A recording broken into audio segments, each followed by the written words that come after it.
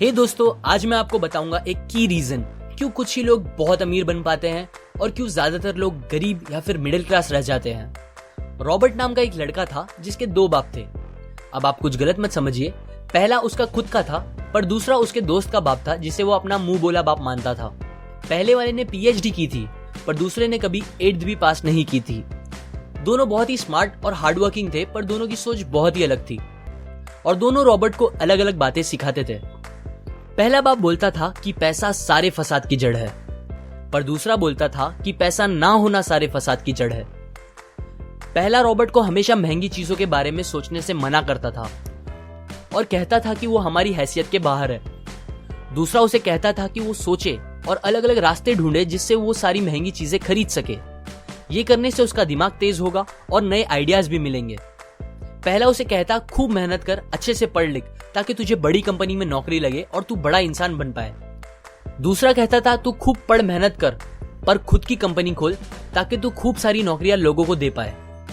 Robert के पास एक advantage था, उसने अपने दोनों बापों को अपनी अलग अलग सोच के साथ बढ़ते और उनकी तरक्की देखी। उसने अपना दिमाग लगाया और अपने दूसरे बाप की बातें मानी और फॉलो की, जो कि बाद में मायामी फ्लोरिडा का सबसे अमीर इंसान बना और उसकी सिखाई बातों से उसने खुद करोड़ों कमाए, जबकि उसका पहला बाप जिंदगी भर गरीब रह गया। सबसे इंपॉर्टेंट बातों में से एक बात जो रॉबर्ट ने अपने अमीर बाप से सीखी वो थी फाइनेंशियल लिटरेसी, जिसका मतलब है एसेट्स और लायबिलिटीज के बीच का डिफरेंस जानना। अब आप गौर से सुनिए, ये नॉर्मल कॉमर्स में सिखाए गए मीनिंग से थोड़ा अलग है। रॉबर्ट ने काफी इजी शब्दों में उसका मीनिंग बताया है, जो कि कुछ ऐसा है।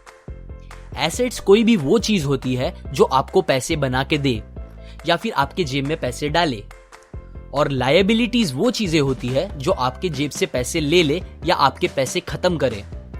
अमीर लोग इसीलिए अमीर होते हैं बिकॉज वो अपने एसेट्स बनाते हैं, जबकि मिडिल क्लास लोग बस लायबिलिटीज पे खर्च करते हैं। मिसाल के तौर पर रमेश और सुरेश नाम के 2 दोस्त थे। दोनों सेम पोजीशन और सेम सैलरी पे काम करते थे। जब भी उन्हें सैलरी मिलती, रमेश अपनी सैलरी से नए कपड़े, नए गैजेट्स, नया फोन, बाइक या कार ऐसी चीजें खरीदता था जो उसे अमीर जैसा फील कराती थी। पर वो ये नहीं समझता था कि ये सारी चीजें लायबिलिटीज है जो उसके पैसे उससे ले रही है, ना कि बस जब वो उन्हें खरीदता है तब, बल्कि आगे भी मेंटेनेंस वगैरह के लिए, जिसकी वैल्यू वक्त के साथ कम हो जाएगी और ना ही वो उससे आगे कुछ पैसों का प्रॉफिट देगी। बट सुरेश ऐसा नहीं था। वो ये सारी चीजें नहीं खरीदता था जब तक कि उसके लिए बहुत जरूरी ना हो वो चीज खरीदना। वो पैसे जमा करता था और एसेट्स पे खर्च करता था, जैसे कि स्टॉक्स, बॉन्ड्स, रियल एस्टेट, अपनी खुद की स्किल्स बढ़ाने के लिए या कुछ सीखने के लिए जो उसे आगे और पैसे बना के दे। 2 साल बाद सुरेश करोड़पति बन गया, जबकि रमेश वैसे का वैसा अपनी कम सैलरी को कोसता रह गया और कहता था कम सैलरी उसके मिडिल क्लास होने का रीजन है। एक गरीब इंसान का कैश फ्लो कुछ इस तरह होता है। उसे पैसे मिलते हैं और फिर वो पैसे उसकी जरूरी खर्चों में खत्म हो जाते हैं। एक मिडिल क्लास का कैश फ्लो थोड़ा सा अलग होता है। उसे पैसे मिलते हैं, वो पैसे जरूरी खर्चों और लायबिलिटीज में खत्म कर देता है। इसीलिए मिडिल क्लास और गरीब में ज्यादा फर्क नहीं है। मोस्टली मिडिल क्लास लोगों को लगता है उनका घर उनका एसेट है, पर ऐसा नहीं है। आपका घर आपको पैसे बना के नहीं देता अनलेस आप उसको भाड़े पे दो, जबकि अमीर लोगों का कैश फ्लो ऐसा होता है। उन्हें पैसे मिलते हैं, वो उस पैसों से अपने एसेट्स बनाते हैं पहले और फिर उससे बने पैसों से खर्चा करते हैं। इसीलिए वो अमीर होते जाते हैं क्योंकि उनके इनकम के सोर्स बढ़ते जाते हैं। अगर आपको अमीर बनना है तो ये बात याद रखिए अच्छे से।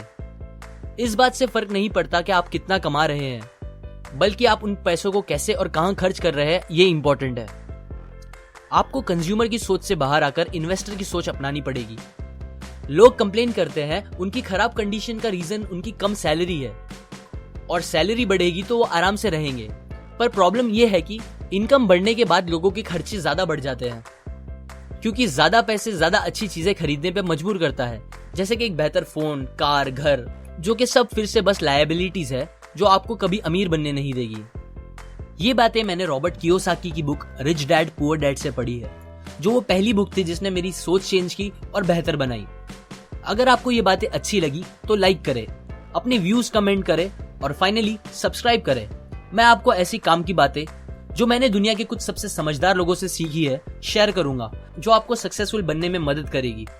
और आखिर में थैंक्स फॉर वॉचिंग।